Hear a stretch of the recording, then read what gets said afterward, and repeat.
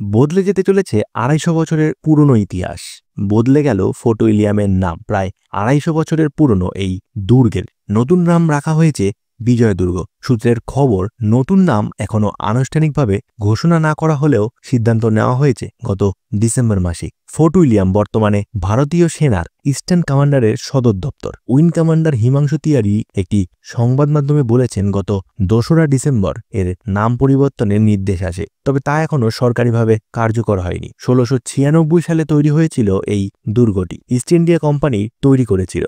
নামকরণ করা হয়েছিল ব্রিটেনের তৎকালীন রাজা তৃতীয় উইলিয়ামের নামে। শোনা যায় পরে এই দুর্গ আক্রমণ করেছিল সিরাজউদ্দৌলা। তাতে বিস্তর ক্ষতিও হয়েছিল দুর্গের। এরপর ১৭৮১ সালে লর্ড ক্লাইভ দুর্গটি পুনর্নির্মাণ করেছিল। ঔপনিবেশিকতার ছাপ মুছতেই ফোর্ট উইলিয়ামের নাম পরিবর্তনের সিদ্ধান্ত নিয়েছে কেন্দ্রীয় সরকার। ফোর্ট উইলিয়ামের সাউথগেট এবং কিচেনার হাউসের নামও বদল হয়ে গিয়েছে। সাউথগেটের নাম রাখা হয়েছে শিবাজি গেট। এতদিন তার নাম ছিল সেন্ট জর্জ গেট। আর কিচেনার হাউসের নাম রাখা হয়েছে মেনকেস হাউস।